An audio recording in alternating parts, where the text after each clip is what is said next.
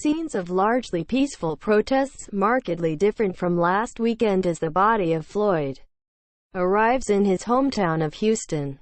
Streets in countless cities and towns across America were filling with demonstrators again on Sunday as largely peaceful protests over systemic racism and police brutality, sparked by the death of George Floyd in Minneapolis, headed towards a third week. The scenes were markedly different from the previous weekend, which saw police beating back protesters with tear gas and batons, and a non-violent gathering in a Washington, D.C. park on Monday forcibly cleared in military-style assault, ahead of a photo opportunity for Donald Trump. Meanwhile, the body of Floyd, 46, whose killing on Memorial Day when a Minneapolis police officer kneeled on his neck for almost 9 minutes was captured on the now infamous video, arrived in his hometown of Houston on Sunday for a public viewing on Monday, and a private funeral Tuesday. This weekend's protests, which saw moments of levity and jubilance, appeared to reflect a shifting mood across the country.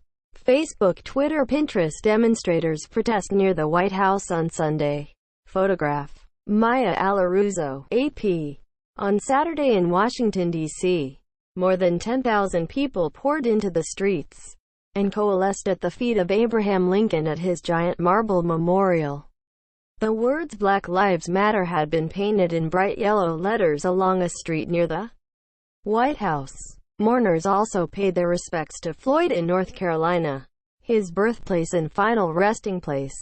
Hundreds filed past his coffin, lining up outside Free Will Baptist Church in Rayford in the searing heat to say a last goodbye. Meanwhile, thousands gathered in New York's Central Park and hundreds more gathered in Harlem for prayers in protest. Demonstrators chanted, "Get off our necks," and "Racism is America's original sin," as they marched uptown from the National Black Theater in Harlem.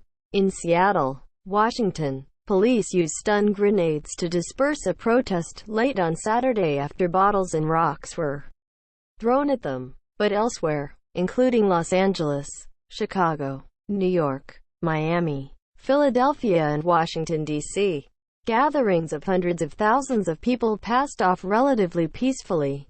Tensions remained in Minneapolis, despite the arrest and charging this week of the 4 now-fired officers involved in Floyd's death. Jacob Frey, the city's mayor, was shouted down by protesters after he refused to support their demands to defund the police department. On Sunday, cities including Philadelphia and New York, which saw late-night violence earlier in the week, dropped or relaxed their curfews. Others announced restrictions on police tactics that have come under scrutiny. Portland, Oregon, became the latest to ban the use of tear gas, joining cities including Denver and Seattle, while California state and municipalities including Minneapolis, where Floyd died, have outlawed chokeholds and neck restraints. In Washington, D.C. on Sunday, federal troops that Trump insisted he could use to quell riots and looting were sent back to their barracks. Facebook, Twitter, Pinterest. Brian Smart plants American flags along Hillcroft Avenue as he walks toward the Fountain of Praise Church on Sunday in Houston. A public memorial and private funeral service for George Floyd will be held at the church. Photograph. David J. Phillip, AP.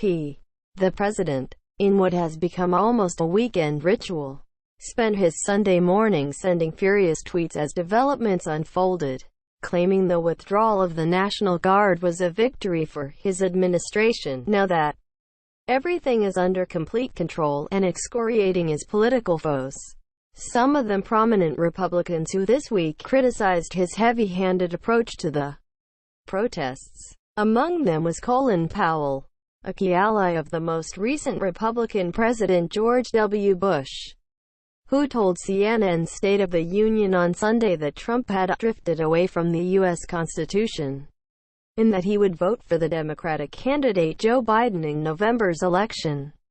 He became the first major Republican figure to publicly back Biden, after a report in the New York Times on Saturday that other leading figures would not support Trump. Powell's words elicited a predictable response from Trump, who tweeted that the retired four-star general, National Security Advisor, chairman of the Joint Chiefs of Staff and U.S. Secretary of State, was a real stiff.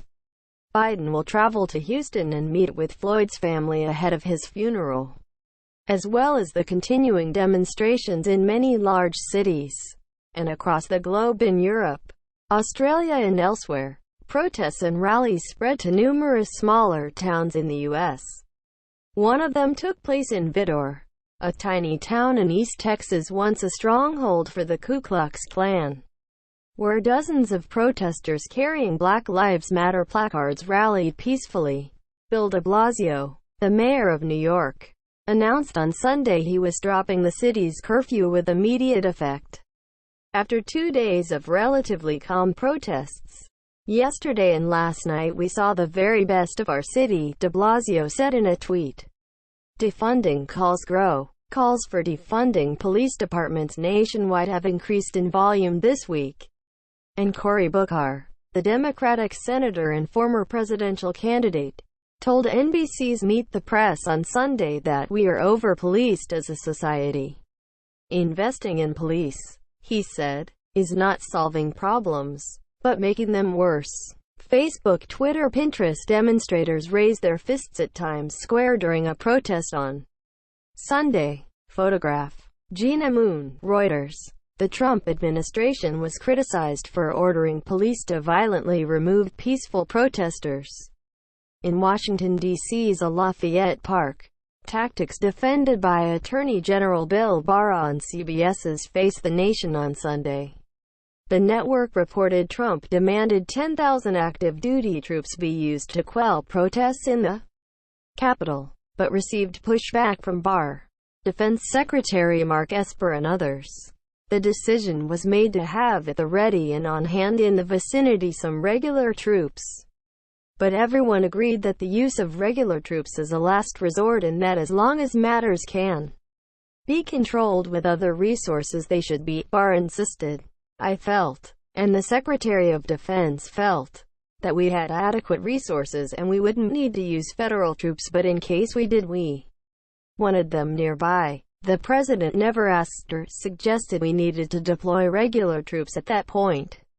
Barr also denied the police were systematically racist. I think there's racism in the United States still, but I don't think that the law enforcement system is systemically racist, said Barr.